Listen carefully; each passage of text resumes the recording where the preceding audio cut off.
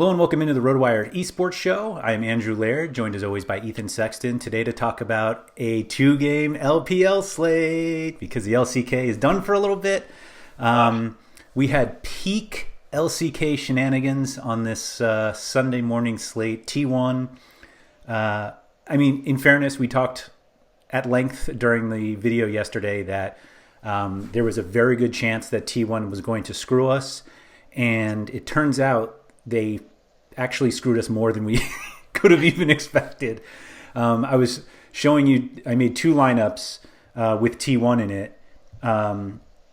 And it turns out that when there are three potential junglers, you should figure out three lineups instead of just two. Because, of course, I did not get, I don't even know who ended up being the jungler, what his name is. I think his name is Owner. Is it Owner? I wasn't sure if it was Owner or like Oner. Oner made no sense to me. I watched the games, but I had the sound off, so I didn't hear the broadcast. I'm not sure how it's correctly pronounced, but yeah, you played the other two guys in your lineups, and the third guy came in. I mean, we had no clue, right? So I'm not like taking credit for this, but I think I did say yesterday that he might play because they've been so bad. They've been so bad, and he's a highly touted prospect, so I thought we might see him sooner rather than later, just the way their season's been going. But I wasn't saying that with any confidence, you know what I mean? Like, their lineup is all over the place every slate. And we had a comment on yesterday's video about the frustration of playing DFS League of Legends, and it's like, yeah, I mean, I totally get where the guy that commented is coming from. It's a frustrating thing when you play T1 and they 2-0, but you have, two of your players didn't even play. Yeah. So to the guy that wrote that comment, I feel your pain, buddy, but don't quit. Maybe just don't play when T1 are on the slate, because they've been the most frustrating team. Now that the LPL's back, we get confirmed lineups, which is a good thing. So we'll have confirmed lineups for half of the 4-game slates when LCK comes back Wednesday. Now that the LPL's here, and then North America and Europe, they don't confirm their lineups. They not like the LPL does anyway. Some teams will announce their starters going into the weekend, but usually if there's any roster moves in the build-up to the weekend for those leagues, they happen during the week. They get put out, and then I always fix the expected lineup based on that stuff. I don't confirm the lineups for EU or NA because it's not like China where they actually do submit a confirmed lineup. Right, it would be after.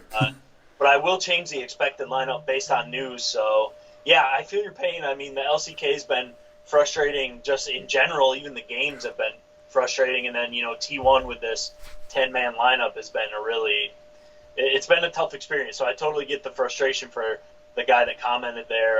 But, keep playing, man.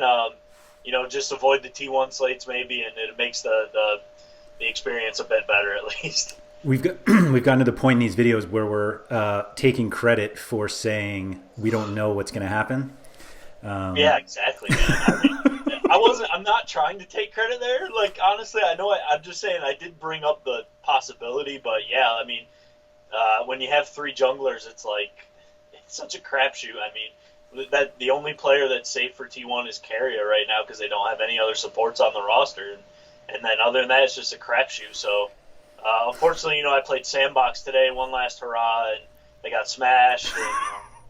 But it's like, even if I played T1, I wouldn't have had the right players anyway, probably, so who cares? I mean, I'm not too frustrated by it. I'd rather take a shot with the lineup I know is going to be the lineup, and then if they lose, they lose. But it would have been even worse if I played T1 and I have the wrong players. And it doesn't matter anyway, so. Yeah, so I'm trying to pull up. So I made 4 lineups in this whatever GPP I was in, and 2 of them scored exactly the same because I had Elam in one and Cuz in the other, and so when they tie for 0, the lineup looks exactly the same. But yeah, I did DRX T1 with a Piosic captain, and the only thing that made me feel slightly better about it was that Ellen was like 40% owned.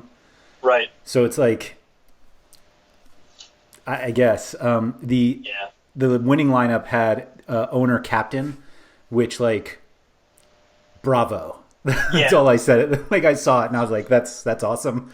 I mean, yeah, It'd be fun. either that person had insider info, like we were saying, or they just got really lucky that he started and played. And Yeah, I yeah, didn't. I mean, I'll be honest. I didn't look to see if they also had Cuz and Elam captain lineups too. right. But just my fear of T1 is the reason I went long stack on DRX, and kind of knowing that T1 was much more likely to sweep, Yep. which they did. I did throw a sandbox lineup in though, and didn't The work out. So less the less said about that, the better, man. all right, let's go into Monday's slate. 2-game LPL. We know who's starting. I'll at least throw in that doesn't necessarily mean that they will play the entire series, but we kind of expect them to. FPX, fairly sizable favorites against WE, and then JDG favored against Suning, if I have that correct. Yep, you Yeah. do. Yep. So I was surprised that FPX were such big favorites. Like, I expected them to be favored, but like I feel like WE is in that kind of upper tier, not necessarily FPX's tier, but like they're Yep. sizable favorites, and the other one's kind of basically a toss up. Yep. So I think the thing with that FPX WE series, I mean, these are actually four teams that we should expect to be in the playoffs when the playoffs come around. Yep. Four teams that can honestly compete for the LPL title. I think all four are in that conversation. We've seen a pretty disappointing season thus far out of JDG and Suning, so maybe they're falling off the title pace a bit. But I think we'd expect them to be in the playoffs soon when it's all said and done. The FPX WE series, I think FPX are massive favorites because they've been performing pretty dominantly. Yeah, and that's fair. WE are coming off 3 straight sweeps. So WE were playing quite well, but they've been swept their last 3 matchups. So I think that's kind of why we get such a large pricing discrepancy between the two teams tomorrow. That's fair. That's fair. Were you surprised at all by the fact that Bo is not starting? I'm not, and I'm glad you brought that up because I did want to bring it up. I'm not surprised. I think so. Tien, it sounded from everything that I saw, he just really needed like a mental break. So they gave him a couple weeks off, and he's back. To Bo's credit, it's a little harsh, right? Because he hasn't done anything wrong. He's played really well, when he's come in. But at the same time, I mean, Tien is the starter. He's a world champion from 2 years ago. So in that sense, I'm not really surprised he's coming back and taking up the starting role right away. But it does give them a little bit of flexibility in their lineup, whereas if Tien isn't really performing, they know that Bo has played well, and they can have confidence in both guys, I think. But yeah, Tien is starting on DraftKings. He's still got the big O by his name, but he is back in there in the confirmed lineup for tomorrow. So just so everybody knows. Do you think of FPX any differently with him in? I don't. I love him either way, man. I just think this lineup is top to bottom so stacked. I mean, you're talking about the 4 guys who won the 2019 Worlds, and then they bring in this top laner, Nuguri, who's the best top laner in the world and is coming off a world championship last year with Damwon. So, I mean, the lineup is just top to bottom, honestly the best in the league, I think, in my opinion, and they've been performing like it as well. So I really don't feel any differently about them at all. I think they're still just a great team overall. To kind of nail home just how good they've been, so WE, JDG, and Suning all average between 13 and 14 kills per game. FPX are over 17. Yep. Just like absolutely smashing. Obviously, WE becomes the leverage play on the slate because I feel like everybody should be trying to play FPX. Where do you go with this other one, though? I think for me it's going to be Suning, man. But I feel like the FPX Suning is going to be the chalk because you can fit it very easily. So I feel like that's going to be the chalk. But the question for me is, do I want to eat the chalk? And I kind of think I do. I just think I like Suning a bit more than JDG right now, but with the caveat that is a very close matchup and can certainly go either way. So I think that's the one people are really going to have to decide on. It's for sure a close series. I just think I feel like Suning have a little bit more upside in a win than JDG do. Although, if they lose, that becomes a moot point, obviously, so it wouldn't matter. But both teams have been pretty disappointing so far this year. They're down in like the middle. JDG's fifth and Suning is 12th, but there's only a win between their records right now, and they've both kind of been disappointing. I don't know. It's a tough one to call for sure, and I think that's why the pricing and the odds are so close, obviously. But for me, I think it's Suning offer a little bit more upside. JDG are a little bit more straightforward in their wins. But on a two-game slate, you really need the team that's going to win, most likely. So can't really fault anyone for going JDG. Don't think it's a bad idea at all. Just kind of people are going to have to basically decide which side of that coin they want to be on. So I'm looking at kind of like who they've played and everyone. They haven't played each other yet. Nope. JDG have only been involved in sweeps. Yeah. And Suning have only had one non-sweep. Yeah. Meaning they're either swept or they either swept or get swept. Right. RNG, the only team to take a game off of Suning in a Suning win, which kind of feel like just makes you more confident that whoever wins sweeps. As stupid as that sounds. Yeah, based on what's happened in their match history so far, anyway, you feel like it might end up being a sweep either way. I wouldn't be surprised if it went to a of course game series though, just because it's a pretty evenly matched series, so we could see a pretty good back and forth brawl there. It's a tough one to call, so I can't really take a hard stand on that one. But I just think for me it's going to be Suning, and part of it I think is that you can fit FPX, who I feel better about than any other team on this slate. You can fit a FPX Suning really easy, so I think because you can fit that though, it's the chalk. So on these 2-game slates, if you want to be different, maybe it's a JDG WE. JDG, like we've said, are very close, right? And WE have been performing pretty poorly their last 3 series. Like we said, they got swept in their last 3 matchups, and they're going up against this juggernaut FPX team. Yeah. But WE do have upside. 247 kills on the year. That's second on this slate. It's like 50 behind Damwon, or 50 behind FPX. Excuse me. So FPX have the most upside on this slate, but WE are an explosive team when they're on and performing well. Right. So. You're getting the leverage with WE. They're going to be the lowest owned team on this slate, surely, and they do have upside. It's not like they're just a crap team that has no chance. I certainly expect FPX to win, and leaning towards a sweep, honestly, as well. But would I think it was the craziest thing that's happened this year if WE won? I certainly wouldn't. So yeah, this is no. I should have a bell for this now. It would be no fretted Breon beating Damwon, but chalk it off, right? Yeah, exactly. We've already seen so many crazy upsets this year that we just add this one to the list. But at least WE are a good team, generally speaking. They've been bad lately, but they do have a good team. They have a good roster, and they've been very good in the past this season. So it could happen. I don't expect it to happen, but right. it certainly could happen. I want to just accentuate this point that both teams have been involved in so many sweeps, and so this one has to be a sweep. That's I'm kidding about that.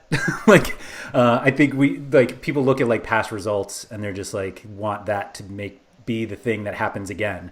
But that matchup is close enough that literally a sweep or a 2-1 in either direction is completely believable. Within the realm of possibilities. So it's just not as simple as that. So that series could go either way. Yeah. And to your point, looking at past results in League of Legends is really hard because usually teams will play on one patch and then they'll update and they'll be on a different patch the next time they play. And a lot can change, over the course of a season. The metas can completely shift. Champions that were good are now crap, or vice versa. So it makes it makes it tough to really rely on the historical data. You can still reference it and all that stuff, but I wouldn't put a ton of stock into it just because so much changes throughout the year. Mm-hmm. And something, while we're on that kind of topic, I did want to mention, I don't know if the LPL is playing on this new patch starting tomorrow. I'm not sure, but in the next patch, that pro play is going to be on, the jungle is getting a hit, taking a nerf.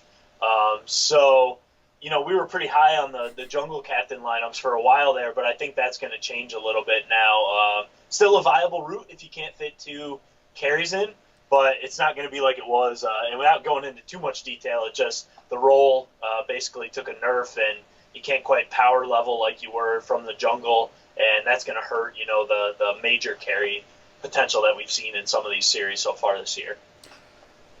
Well, that's BS. I know that was all like speaking a foreign language to you. No, not at all. Not at all. As a man who doesn't play the game. No, but it's extremely valuable information, as I'm wondering if, well, I guess we don't know if it officially starts tomorrow in league play, or do we? Yeah. I don't know. We could find out. I probably should have figured it out before we did this. But yeah, I'm not sure. They're usually a little bit behind, so I feel like they won't be on it tomorrow, but I'm not, to be candid, I'm not positive. So it seems like we were saying like FPX Suning is probably the chalk. FPX probably the long stack. Is it still as simple as LWX carry? I mean, captain, excuse me. Yeah, I think so. He's the guy on this slate that has the most kills, right? Yeah. He's got the most kills on FPX by like 30, I think, and that's over Bo, who's not going to be playing. So I think he's the carry threat still of that team. I mean, they're just really good in every lane, so can't really fault anyone that wants to play do and be in the captain spot, or even like a TN if you need to fit it that way. You could do that for sure. Like Nuguri is a carry top laner, but he just doesn't get the kill participation because it's the nature of the role. So for me, I think it's LWX, but it's going to be chalky. I mean, we're going to know that going in, right? Just because you can fit this Suning FPX lineup pretty easily, and probably a lot of people are going to go to LWX in that captain spot. So I think that's probably the chalk pick for sure. But I can't really knock it too hard, other than the fact that it's chalk. Yeah, I think I guess really the consideration is what spot do you want to double up on, and like who are you playing from your short stack, and is that guy worth playing? Right. Like if you are going to captain TN, then you're playing SFM, or Kanavi if you're going in that direction. Like, yep. You got to worry about if you want to play one of those guys. Then I think that's really the more the consideration. It's like you said, like the FPX ones are just so good in every lane that anyone can be a captain. I mean, it's hard for me to, like, unless you're just looking for differentials, it's hard for me to really say not to captain one of the 80 carries on this slate, because 3 out of the 4 80 carries are the 3 top kills so far for this slate. So yeah. And LWX is out in front by 20 kills. So it's hard not to really recommend him, other than if you want to get off the chalk, right? So yeah, that makes sense. Yep. I got nothing else. Nope, I think we've hit it. I'm glad that LPL's back. We know the lineups, and we can have at least a little bit more certainty going into the slates, at least on what we're doing with our lineups. So makes it better. And the LCK is just not as fun to watch. So I'm glad the LPL's back. The one thing I do want to add, having nothing to do with this slate, is that DraftKings announced that esports achievements are back. If you are somebody who even plays a little bit of League of Legends, or any esports, actually, CSGO and the Madden Sims are included as well. But one of the ones that jumped out at me only because it's League of Legends, if you play $1 in entries for 45 days between February 17th, which was a few days ago, and April 30th. So, I mean, that's like 2 months worth. So you can fit 45 days in there. You get 5,000 crowns, which helps with your helps with everything. And if you're already playing, then why not? So look at that. They have CSGO ones as well. I don't play CSGO, so that one's a little tough for me. But the other one that they have is $1 in CSGO or LOL Showdown entries, which League of Legends Showdown is absolutely wild to me. But if you play 55 days of those between those 2 dates, February 17th and April 30th, you get 10,000 crowns, which is fun. So check that out. Well, Of course, 10,000 crowns equates to like 50 cents, but Yeah, at best. But it does help yeah, your monthly status though for your daily rewards. So I will say I have done some crown chasing before for those things. If you're playing anyway, what's the Right. harm?